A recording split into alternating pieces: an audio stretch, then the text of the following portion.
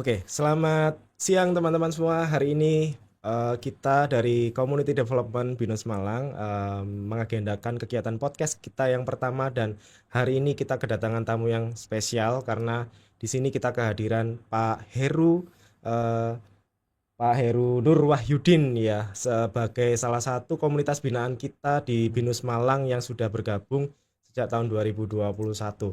Kita ucapkan selamat datang dulu. Selamat datang Pak Heru, Pak selamat Heru, siang. selamat Akhirnya kita ketemu datang. lagi di Binus Malang Pak Heru.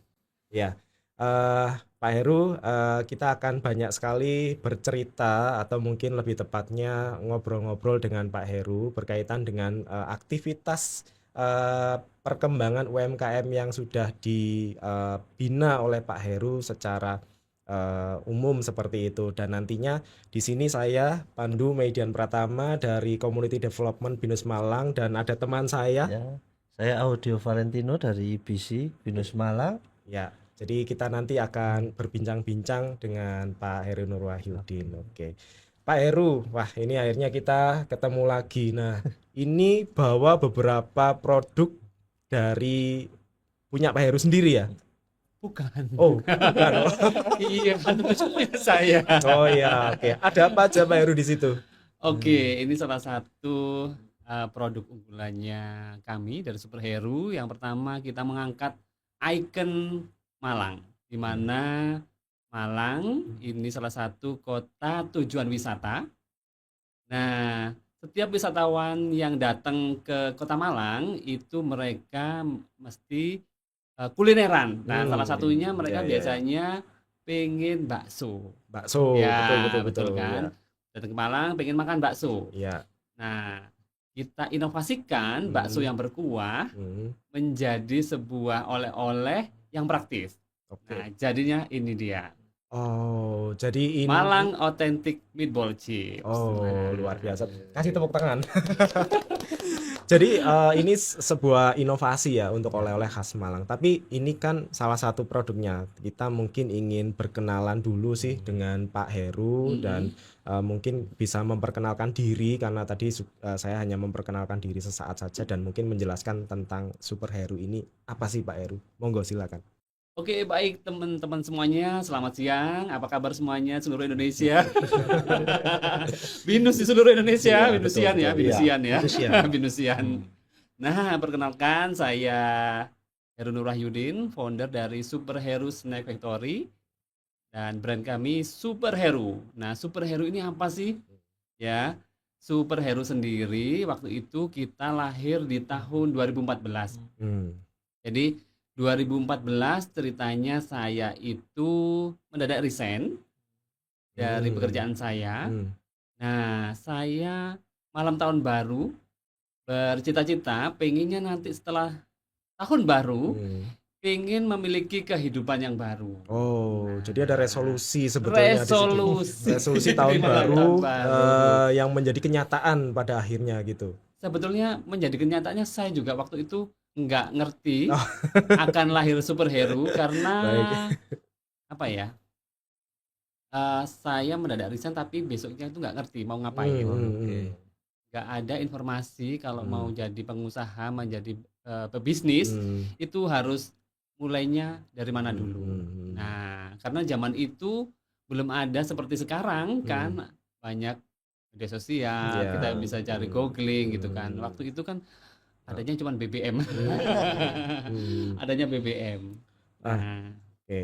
Nah, jadi kan dari tahun 2014 mm, sampai dengan tahun 2024 ini sudah merintis usaha dan sudah semakin berkembang.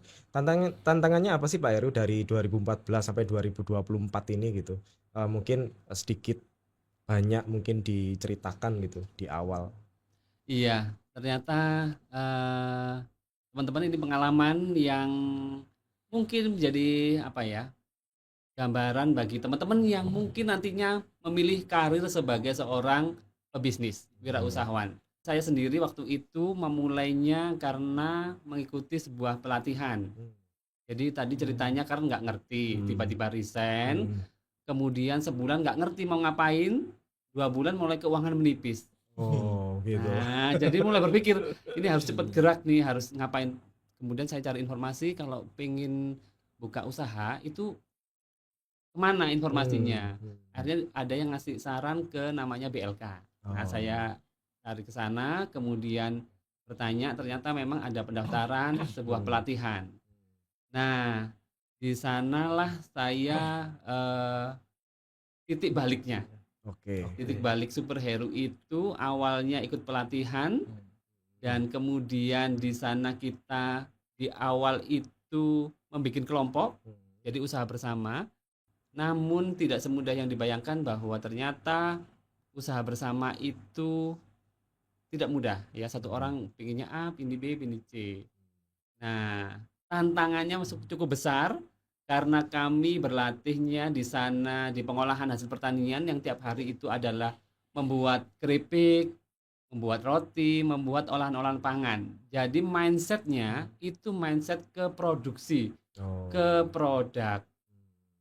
Nah, kalau semuanya berproduksi, terus yang masarin siapa? Betul, ya, betul, Itulah betul. tantangan kami di Oke. awal. Betul. Tantangannya di awal itu. Kalau produksi semuanya menumpuk produk, kemudian hanya di display, nggak keluar, nah nggak cepat jadi uang. Nah, itulah saya waktu itu mengambil langkah bahwa ini harus ada yang menjadi tim marketing. Nah, akhirnya kita berunding dari semuanya, tetap semuanya karena fokusnya di produksi. Akhirnya saya mengambil keberanian untuk mengambil bahwa ya sudah kalau gitu saya yang berjualan, saya yang menawarkan produk ini keluar, saya jadi tim marketing. Oke. Nah, jadi kepepet sih waktu itu Oh. karena saya sebetulnya introvert, ya sukanya di ruangan, tapi karena ini harus cepat jadi uang, akhirnya saya beranikan diri untuk lari keluar, memperkenalkan produk ini ke masyarakat. Jadi memang waktu itu harus keliling, kemudian ke kantor-kantor untuk nawarin, ke kantornya temen, kemudian ya kayak emak bakulan gitu. Saya inget nenteng-nenteng kresek hasil produksi keripik pisang waktu itu di BLK. Oke. Saya keliling-keliling masuk dari kantor ke kantor. Jadi bersaingnya sama yang emak-emak bawa anting. Oke. Jadi seperti itu yang saya lakukan di awal. Jadi kan diawali dari resign, Iya. lalu setelah itu mencoba untuk melakukan hal yang baru gitu, Benar. dan tidak malu dengan menenteng kresek seperti itu, Pak Heru. Nah, Tapi benar banget. dari strategi Pak Heru di awal-awal seperti itu, pada awalnya ini enggak banyak yang merasa menolak dengan cara Pak Heru jualan seperti itu kah? Iya. Tentunya ternyata tantangan berikutnya adalah ketika saya sudah ke tempat A, tempat B, tempat C, kemudian mentok di jalan tuh bingung mau ngapain lagi dan kemana lagi. Ini harus berjualan. Dan ya sebetulnya rasa malu itu ada. Dulu pernah bekerja di 13 perusahaan ganti-ganti, berdasi, mentereng, tapi kemudian harus melakukan ini. Dan itulah yang saya pelajari. Kemudian ketika saya menimba ilmu lagi di bidang manajemen pemasaran di tempat lain ya, ternyata modal utama kalau kita mau menjadi pebisnis adalah mental. Oke. Tapi Pak Heru bukan mahasiswa wirausaha ya, bukan mahasiswa bisnis, bukan ya? Saya lulusan dari ekonomi. Oh, lulusan ekonomi. Akuntansi. Jadi Akuntansi. saya cenderung di depan layar yang hitungan angka. Oke, ya. Ini Kemudian berbalik jadi. Oke, Pak Heru tadi ceritanya mulai perjalanan hidup luar biasa ya, menjadi inspirasi.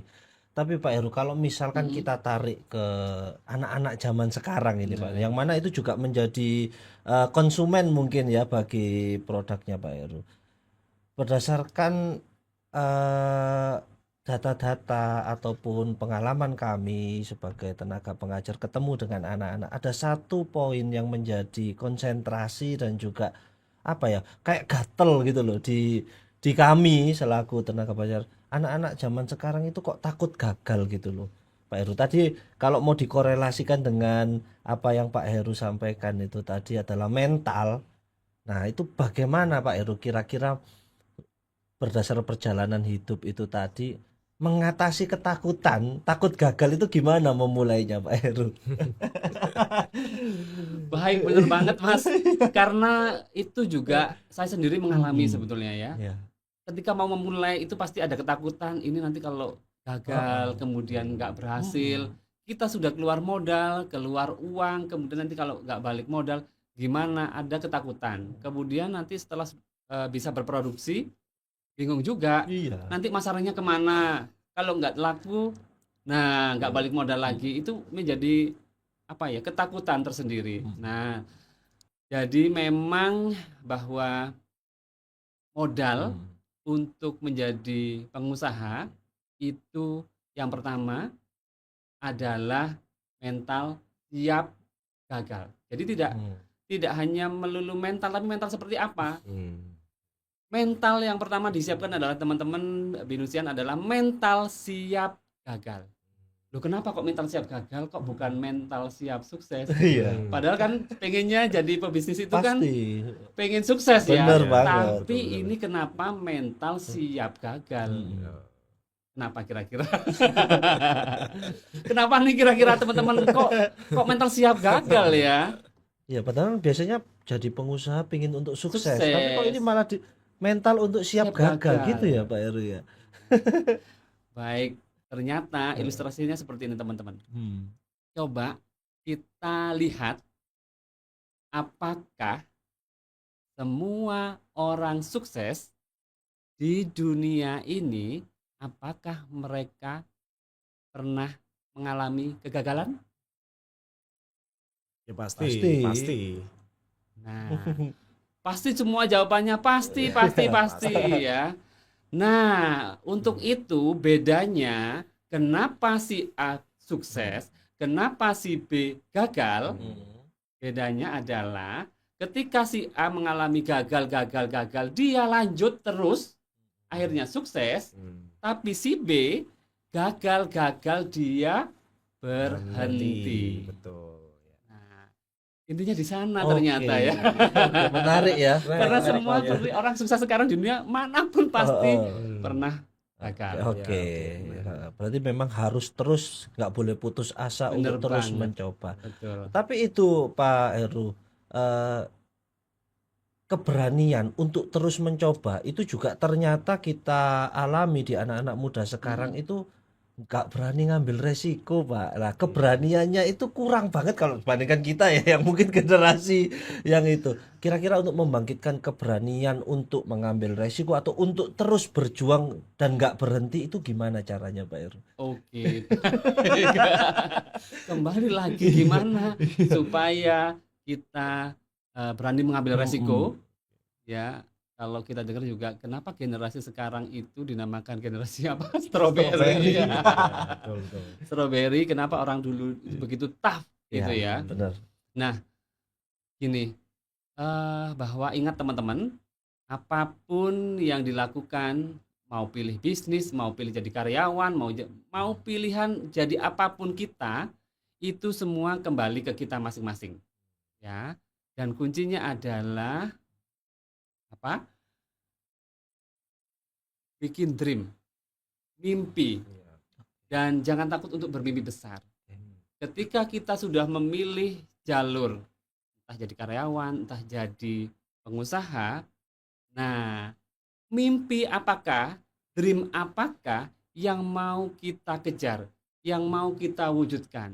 Kalau kita nggak punya itu, pastinya setiap mau nyoba bikin bisnis, apapun itu, selangkah dua langkah, karena nggak punya tujuan, nggak punya dream, nggak punya mimpi, pasti.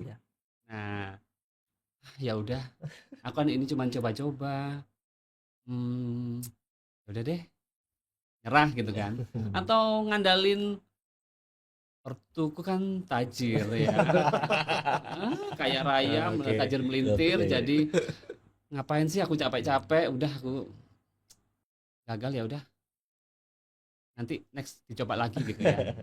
Tapi karena kalau teman-teman Binusian pasti punya mengejar mimpi yang besar, apapun itu resiko, macam-macam, mau gagal, mau ini, kuncinya apa? Lalui saja prosesnya. Oke, Betul, oke, ya. keren Luar ya biasa. ternyata yang disampaikan oleh Pak Heru. Mimpi itu menjadi salah satu kunci. Benar. Lantas ini Pak, ada pertanyaannya kemudian berkembang tadi dari generasi strawberry takut untuk mencoba keberanian terus kemudian dijawab dengan mimpi. Latihannya gimana Pak biar punya mimpi kayak Pak Heru itu gimana? Biar pede sama mimpinya itu latihannya atau tipsnya supaya dia bisa mengembangkan keterampilan sebagai entrepreneur sejak dini gitu Pak. Gimana Pak tipsnya? Tipsnya adalah Mimpi. tergantung dari dosen-dosennya. Oke.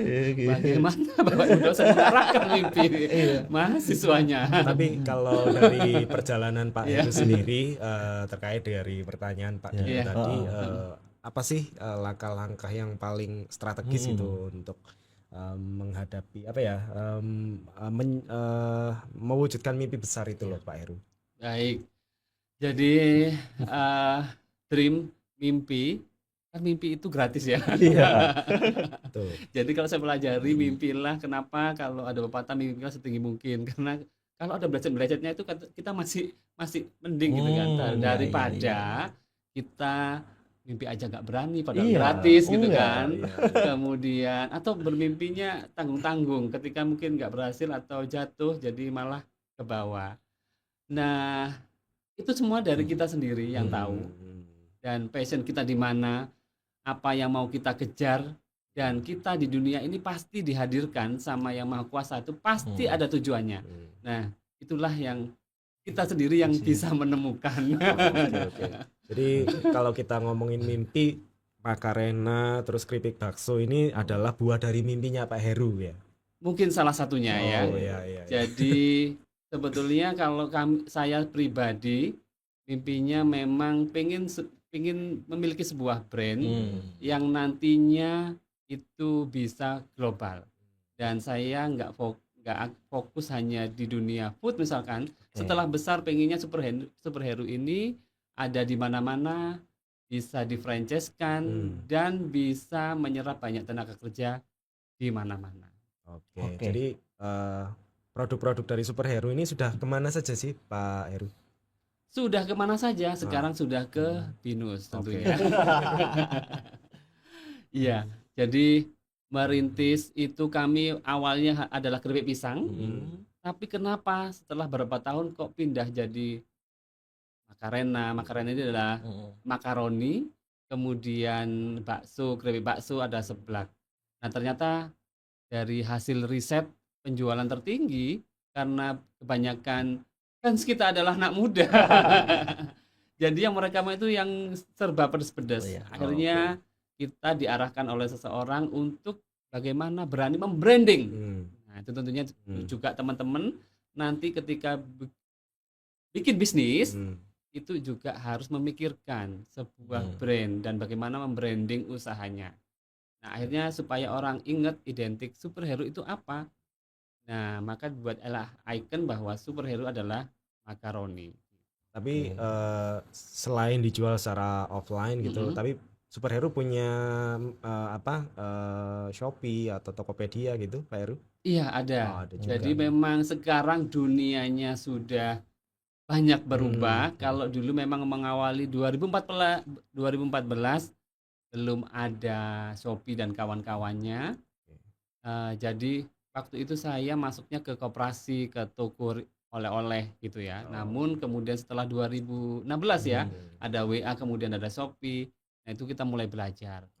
Nah semakin kesini ketika mungkin pandemi, itulah momen ketika dunia offline terjun payung. Disitulah kita ambil hikmah bahwa kita memang harus banyak belajar di online marketing. Jadi kita kejar di sana. Pak Heru kan sudah 2021 masuk di komunitas binaan Binus Malang gitu. Mungkin apakah sedikit banyak pelatihan yang diberikan Binus Malang ini memberikan pengaruh positif untuk superhero mungkin? Ya tentunya saya kali ini benar-benar pengen banyak berterima kasih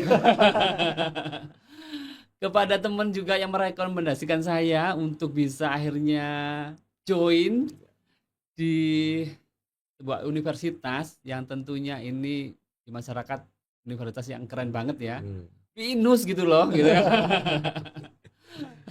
Coba waktu itu saya bisa masuk sini juga gitu ya. Oke. Nah, eh, terima kasih yang sebesar-besarnya karena apa? Di sini teman-teman UMKM tentunya termasuk saya benar-benar memperoleh ilmu yang gimana ya? Kalau zaman sekarang bilangnya daging gitu ya. Dan update ya. Kalau di BINUS tentunya kita juga suka karena apa yang ngajar itu dosennya muda-muda semua. Jadi semangat, kemudian ilmunya itu memang benar-benar yang diberikan ke kami ilmu yang terkini. Nah, itulah yang kami butuhkan sedangkan UMKM ini memang untuk mengejar ke arah-arah yang kekinian, ke Ya. teknologi itu masih sangat kurang. Dan itu terjawab di sini. Terima kasih Oke. BINUS. Wah, luar biasa. Oke, Tepuk tangan buat BINUS. keren. Nah, tadi sudah menyampaikan Iya. beberapa hal tentang produknya Pak Heru, sejarahnya mungkin gitu ya awalnya gitu, lalu produknya Pak Heru, lalu kita juga membicarakan masalah generasi stroberi gitu. Mungkin apa ya, satu yang terakhir gitu, nasihat penting lah untuk teman-teman binusian terutama yang mana ini mereka rata-rata adalah generasi stroberi gitu.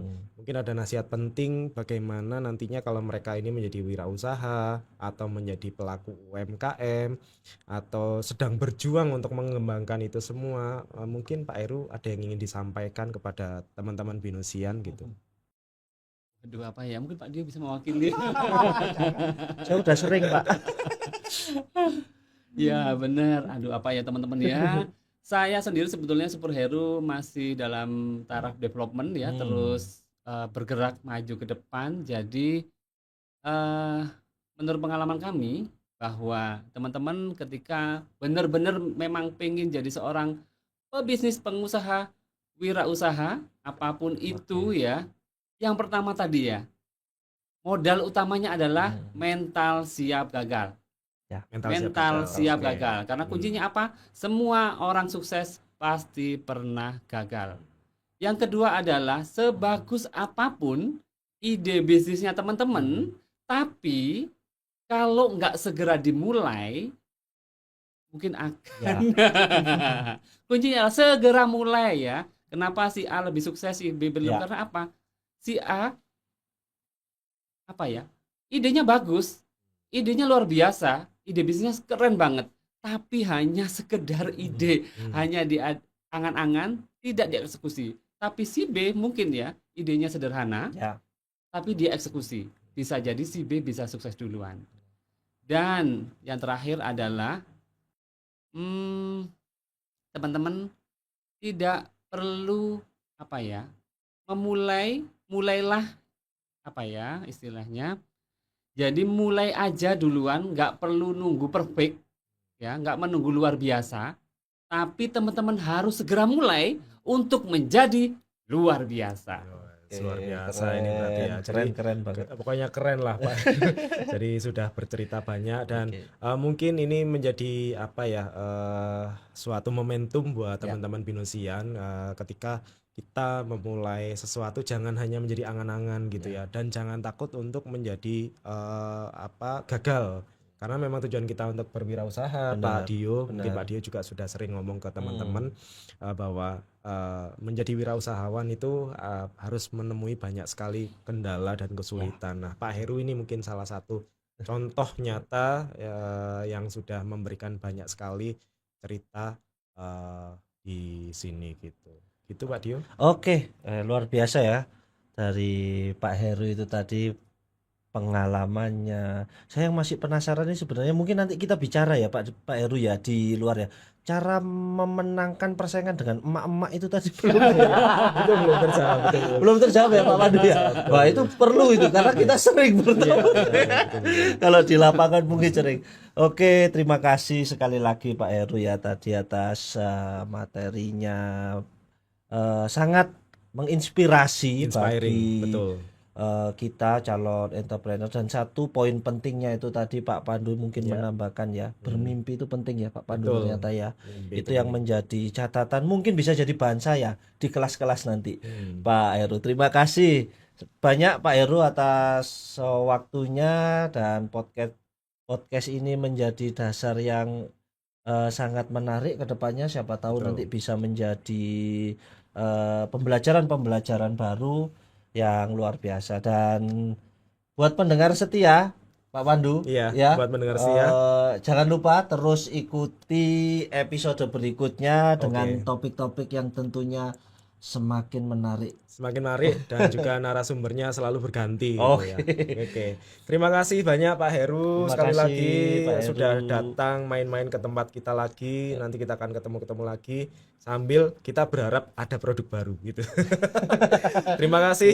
Terima kasih sekali lagi dan sampai jumpa kapan-kapan lagi. Dadah. Dadah.